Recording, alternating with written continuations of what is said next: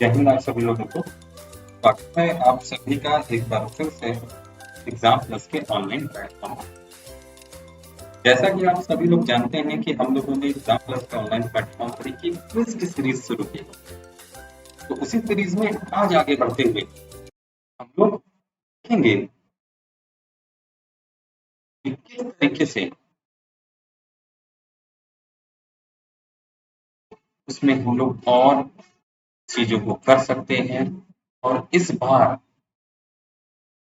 जो चीजें हम लोग देखेंगे वो चीजें रहेंगी कहाँ से, टेट के एग्जाम के पॉइंट ऑफ व्यू से, जैसा कि आप सभी लोग देख पा रहे हैं। तो ये आपका रहेगा टेट के एग्जामिनेशन के पॉइंट ऑफ व्यू से, और टेट के एग्जामिनेशन के पॉइंट ऑफ व्यू से ही आप सभी को उसकी तैयारी करनी है, देखना है, समझना है। और इस क्विज के माध्यम से आप इस बात को समझ पाएंगे कि कितना ज्यादा अच्छे तरीके से आप इसको पढ़ पा रहे हैं और अभी आपको कितनी मेहनत और करनी है। तो हम सभी लोग बढ़ेंगे आगे और आगे बढ़ के हम लोग देखेंगे आज टीईटी के हिंदी और चाइल्ड डेवलपमेंट के एमसीक्यू को। तो आज हम लोग पढ़ेंगे हिंदी में और चाइल्ड डेवलपमेंट के एमसीक्यू के क्विज को किया जाएगा। पहला क्वेश्चन आपके सामने है, निम्नांकित विकल्पों में से कौन सा तद्भव शब्द है? तो जो आपने तत्सम और तद्भव पढ़ा है उससे रिलेटेड क्वेश्चन है ये।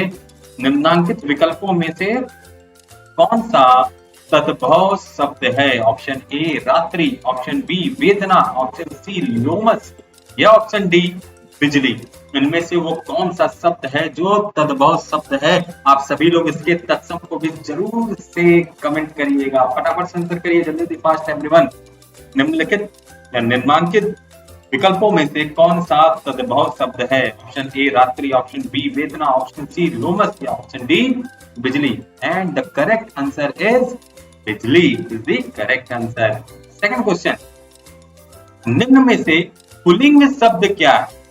ऑप्शन ए तिथि, ऑप्शन बी टोपी, ऑप्शन सी मिलावट या ऑप्शन डी कपी। तो इनमें से पुल्लिंग, लिंग आप जानते हैं स्त्रीलिंग और पुल्लिंग दो होते हैं। तो आपसे पूछ रहा है यहाँ पे निम्नलिखित में से पुल्लिंग शब्द क्या है? ऑप्शन ए तिथि, ऑप्शन बी टोपी, ऑप्शन सी मिलावट, ऑप्शन डी कपी। फटाफट से आप अपने करेक्ट आंसर को कमेंट करिए जल्दी जल्दी, फास्ट एवरीवन। और यहाँ पे इसका करेक्ट आंसर है ऑप्शन नंबर डी, यानी कि कपी। कपी क्या है? पुल्लिंग शब्द है, ठीक है। नेक्स्ट, जानकी मंगल यह किस कवि की रचना है? यानी जानकी मंगल को किसने लिखा है? ऑप्शन ए तुलसीदास ने, ऑप्शन बी रसखान ने, ऑप्शन सी नाभादास ने या ऑप्शन डी केशव दास ने। जानकी मंगल यह किस कवि ने लिखा है, यह किस कवि की रचना है? फटाफट से अपने आंसर को कमेंट करेंगे आप सभी लोग। Option A Tulsidas, option B Raskhan, option C Nabhadas या ऑप्शन डी केशव दास। और इसका करेक्ट आंसर आइए देखते हैं क्या है। Correct answer is Tulsidas. तो जानकी मंगल की रचना किसने की है? तुलसीदास ने की है। नेक्स्ट क्वेश्चन, भारत सरकार द्वारा शुरू किया गया मिशन इंद्रधनुष संबंधित है, इससे संबंधित है भाई। भारत सरकार द्वारा किया गया मिशन इंद्रधनुष संबंधित है। क्वेश्चन कुछ गड़बड़ लग रहा है मुझे, एक सेकंड रुक जाओ। ऑप्शन कुछ और है और क्वेश्चन कुछ और है। लेट मी रेक्टिफाई इट, मुझे इसको रेक्टिफाई करने दो, एक सेकंड रुक जाओ बस फटाफट से। फोर्थ क्वेश्चन में कुछ तो गड़बड़ है दया, और देखते हैं फोर्थ क्वेश्चन में क्या गड़बड़ है। 2 मिनट का समय खाली देना, क्योंकि इसके जो ऑप्शन हैं ये मैच नहीं कर रहे हैं इसके आंसर से। इसके ऑप्शन इसके आंसर पे मैच नहीं कर रहे हैं। चौथा क्वेश्चन, चलो देख लेते हैं what will be the fourth concern. Okay, ये गड़बड़ी मिल गई यहाँ पे। एक सेकंड रुक जाओ, आपकी गड़बड़ी को सुधार कर दिया जाए जरा।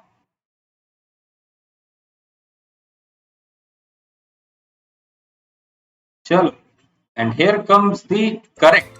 निम्न में से सघोष वर्ण है, और सघोष वर्ण है, वर्ण आपने पढ़ा है, तो उसमें से पूछ रहा है सघोष वर्ण कौन सा है?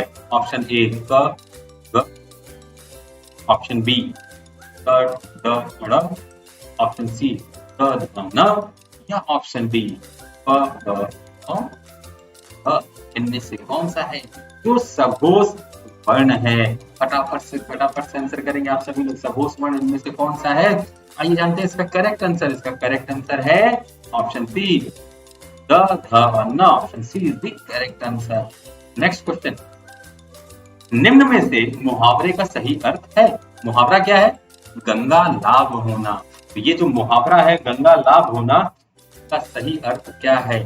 ऑप्शन ए तुच्छ लाभ होना, ऑप्शन बी धोखे से कमाना, ऑप्शन सी लाभ होना या ऑप्शन डी पर जाना।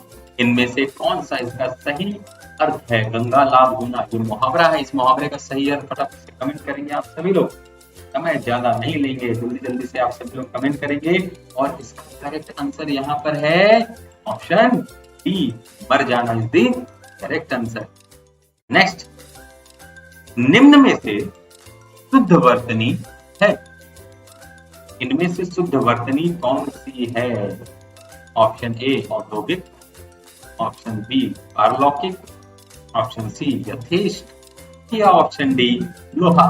तो शुद्ध वर्तनी कौन है जिसमें कोई भी त्रुटि नहीं है, कोई भी गलती नहीं है? फटाफट से आप सभी लोग कमेंट करेंगे इनमें से शुद्ध वर्तनी कौन सी है। And the correct answer is option number D, लोहार।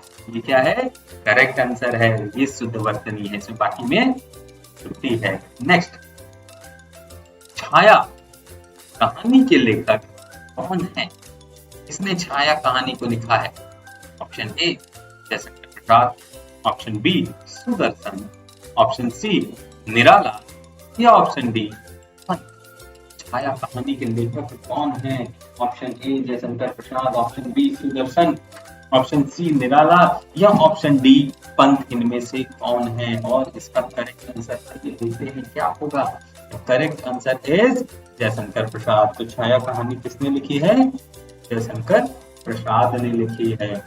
नेक्स्ट, देवासुर शब्द का सही समास विग्रह क्या होगा? समास तो आप लोगों ने पढ़ा है, तो समास विग्रह की बात कर रहा है कि देवासुर जो शब्द है इसका सही समास विग्रह क्या होगा। ये देखते हैं ऑप्शन क्या है।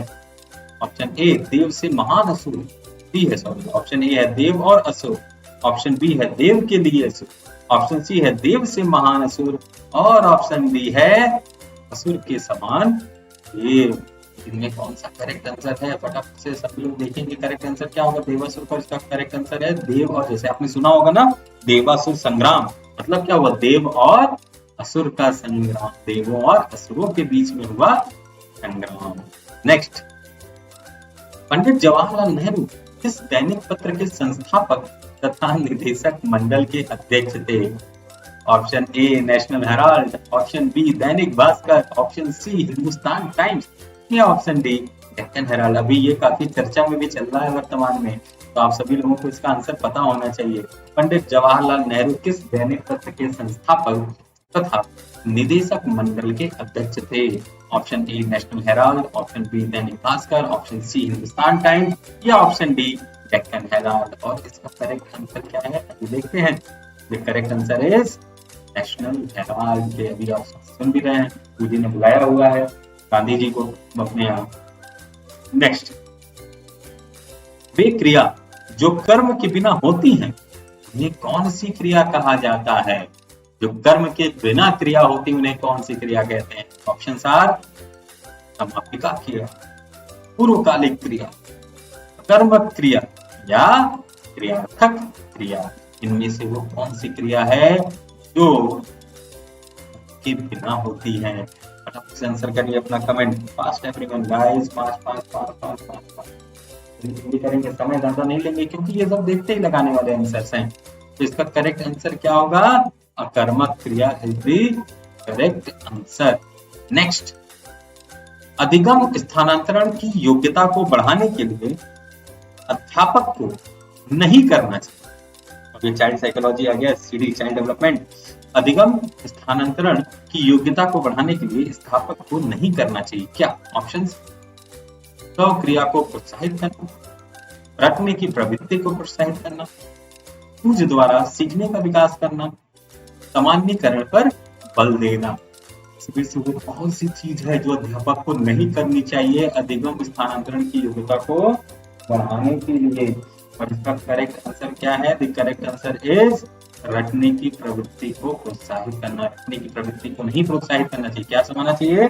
समझाने की प्रवृत्ति को, समझने की प्रवृत्ति को, इसको प्रोत्साहित। नेक्स्ट, ब्लूम के वर्गीकरण के आधार पर उद्देश्य आधारित प्रश्नों के निर्माण में कौन सा विकल्प संगत है? संगत मतलब ऑप्शन ए विश्लेषण, मूल्यांकन, आत्मानुभूति या अनुप्रयोग।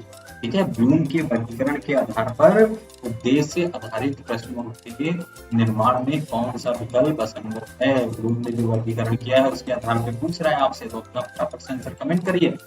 ऑप्शन ए विश्लेषण, ऑप्शन बी मूल्यांकन, ऑप्शन सी आत्मानुभूति, ऑप्शन डी अनुप्रयोग। और इसका करेक्ट आंसर है ऑप्शन सी, आत्मानुभूति इज द आंसर। नेक्स्ट, निम्नलिखित में से कौन सा शिक्षण का एक नवाचारी स्रोत है? नवाचारी मतलब नया स्रोत है। निम्नलिखित में से कौन सा शिक्षण का एक नवाचारी स्रोत है? Option A telescope, option B internet, option C Facebook या ऑप्शन डी ब्लैक बोर्ड। इनमें से कौन सा नवाचारी? अब भाई टेलीस्कोप से पढ़ाई तो शिक्षण वाला तो काम नहीं होता, थोड़ा लेवल बढ़ जाता है। ब्लैक बोर्ड नया नहीं है, फेसबुक और पढ़ाई, वाह भाई। तो बचा एक ऑप्शन है आपका, करेक्ट आंसर क्या है? Internet is the correct answer.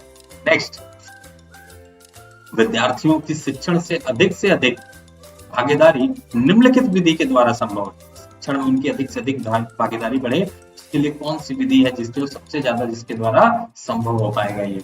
Option A व्याख्यान विधि, ऑप्शन बी पाठ्य पुस्तक विधि, ऑप्शन सी श्रव्य दृश्य सामग्री या ऑप्शन डी वार्तालाप विधि। तो इनमें से वो कौन सी विधि है जिसके द्वारा शिक्षण में अधिक से अधिक भागीदारी निम्नलिखित विधि के द्वारा संभव होगी विद्यार्थियों की? फटाफट से आंसर कमेंट करिए। आइए जानते हैं करेक्ट आंसर क्या होगा। द करेक्ट आंसर इज वार्तालाप विधि। वार्तालाप विधि is the correct answer. Next, 6 से 11 आयु वर्ग के लिए अधिगम ज्ञान निर्माण की एक सक्रिय प्रक्रिया है, निष्क्रियता से रटने की प्रक्रिया है, कक्षा कक्ष में ध्यानपूर्वक सुनने की प्रक्रिया है, पाठ्य पुस्तक का अध्ययन करने की प्रक्रिया है। 6 से 11 वर्ष की आयु के लिए आयु वर्ग है, ये ग्रुप है 6 से 11 वर्ष का, इसके लिए अधिगम पूछ रहा है कि क्या चीज होगी। इनमें से कौन सी चीज होगी अधिगम? फटाफट से हम कमेंट करेंगे सभी लोग करेक्ट आंसर को, और आइए देखते हैं इसका सही आंसर क्या होगा। करेक्ट आंसर इज ज्ञान निर्माण की एक सक्रिय प्रक्रिया है, ठीक है ना, 6 से 11 आयु वर्ग के। नेक्स्ट, बालकों में अधिगम ऑप्शन ए ज्ञान को रटने से होता है, ऑप्शन बी पाठ्य पुस्तक को पढ़ने से होता है, ऑप्शन सी शिक्षक द्वारा ज्ञान के स्थानांतरण द्वारा होता है, या ऑप्शन डी क्रिया करके होता है।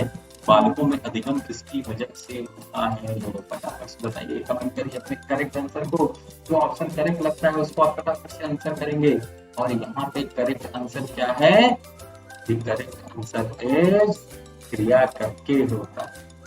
नेक्स्ट क्वेश्चन, अधिगम प्रभावशाली रूप से होता है यदि ऑप्शन ए बच्चों को सीखने के लिए तत्पर किया जाए, ऑप्शन बी बच्चा जो वह सीखता है उसे दोहराए, ऑप्शन सी बच्चा संतुष्ट अनुभव करे, या ऑप्शन डी बच्चा उपयुक्त स्थिति करे।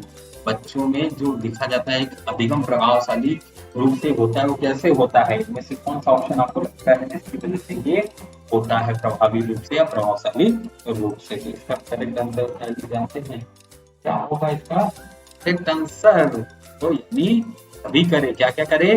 सीखने के लिए तत्पर किया जाए उसको, बच्चा जो सीखता है उसको दोहराए, और बच्चा संतुष्ट अनुभव करे। नेक्स्ट, शिक्षण और अधिक प्रभावी हो सकता है यदि छात्रों को स्वयं कार्य करने की स्वायत्तता व नियंत्रण दिया जाए, छात्र अधिगम शिक्षक द्वारा निर्देशित एवं नियंत्रित हो, शिक्षक तथ्यों की व्याख्यान करने में केंद्रीय भूमिका निभाए, या शिक्षक अधिगम को निर्देशित करे। शिक्षण और अधिक प्रभावित किसकी वजह से हो सकता है? इन 4 ऑप्शन में से आपको क्या लगता है? या आपने क्या पढ़ा है उसको आपको अभी आंसर करना है। तो इसमें करेक्ट आंसर क्या होगा? तो आप जानते हैं करेक्ट आंसर क्या होगा?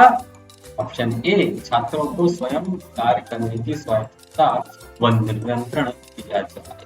नेक्स्ट, एक उत्तम कक्षा कक्ष शिक्षक छात्रों की प्राकृतिक जिज्ञासा का पोषण करता है, छात्रों को पारस्परिक संवाद के लिए प्रोत्साहित करता है, छात्रों को वास्तविक वैश्विक परिस्थितियों में सम्मिलित करता है, या उपरोक्त ये जो उत्तम कक्षा कक्ष का शिक्षक होता है वो क्या करता है इनमें से? फटाफट से बताइए, फटाफट आज करते हैं, जल्दी जल्दी जल्दी आंसर जल्दी जल्दी करेंगे। आइए जानते हैं इसका करेक्ट आंसर क्या है। उपरोक्त सभी यही है, यानी छात्रों को जो उनकी प्राकृतिक जिज्ञासा है उसका पोषण करना चाहिए शिक्षक को, छात्रों को पारस्परिक संवाद के लिए प्रोत्साहित करना चाहिए, या छात्रों को वास्तविक वैश्विक परिस्थितियों में सम्मिलित करना चाहिए। ये तीनों ही चीजें करनी चाहिए एक उत्तम कक्षा कक्ष शिक्षक। नेक्स्ट क्वेश्चन, सामान्यतः छात्रों में पठन पाठन के लिए निम्न विशेषताएं अधिगम में क्रियाशीलता, छात्र अधिगम शिक्षक द्वारा निर्देशित एवं नियंत्रित हो, स्वयं क्रिया करके नवीन अनुभवों द्वारा ज्ञान का निर्माण करना, या उपरोक्त सभी। सामान्यतः छात्रों में पठन पाठन के लिए निम्न विशेषताएं होती है। कौन सी इसमें से विशेषता होती है? जल्दी जल्दी जल्दी जल्दी, time is about to be up. फटाफट से आंसर करेंगे सभी लोग, जल्दी जल्दी। 5 एवरीवन, कौन सा आंसर आपको सही लगता है? तो आइए जानते हैं कौन सा आंसर सही है। करेक्ट आंसर इज उपरोक्त सभी, यानी अधिगम में क्रियाशीलता, छात्र अधिगम शिक्षक द्वारा निर्देशित एवं नियंत्रित हो, स्वयं क्रिया करके नवीन अनुभवों द्वारा निर्माण करना। समानता छात्रों में पठन पाठन के लिए निम्न विशेषताएं तीनों विशेषताएं होनी चाहिए। तो ये था आज का आपका टीटी के लिए क्विज का सेक्शन। अब से डेली जो हम लोग मिलते थे रात को 10 बजे तो मिलेंगे ही, और अब मैं सोच रहा हूं कि एक आपके लिए क्विज का सेक्शन थोड़ा और पहले भी रखा जाए, यानी 2 क्विज आपके डेली हो। एक क्विज आपका टेट के लिए चले और एक क्विज आपका एसएससी बैंक वगैरह के लिए चले। इसमें हम लोग जीके, करंट, जीके इनको देखेंगे, और टीईटी वाले में हम लोग जैसा आज हम लोगों ने हिंदी और चाइल्ड डेवलपमेंट इन सभी चीजों को देखा है, ऐसे ही हम लोग इसको करेंगे। तो जरूर से सभी लोग कमेंट करिए। यहाँ पे नंबर भी दिया हुआ है आपको मेरा, अगर आपको कोई जरूरी बात करनी है तो आप मुझसे अपने एग्जाम से रिलेटेड, पढ़ाई से रिलेटेड चीजों को यहाँ पे व्हाट्सएप करके समय लेके बात कर सकते हैं। और अगर आप ऑफलाइन क्लास को ज्वाइन करना चाहते हैं एग्जाम प्लस की, तो आपकी एग्जाम प्लस की ऑफलाइन क्लास वाराणसी जिले में आपको काजीसराय चौराहा एयरपोर्ट रोड वाराणसी पे पहली शाखा है, और दूसरी शाखा यूपी कॉलेज गेट के बगल में जो रामलीला मैदान है वहां पे है, और हेड ऑफिस हमारा लखनऊ में है। तो आप यहाँ पे कर सकते हैं। चलिए मिलते हैं फिर आप सभी लोगों से अगले सेशन में क्विज के। तब तक के लिए आप सभी लोगों को जय हिंद।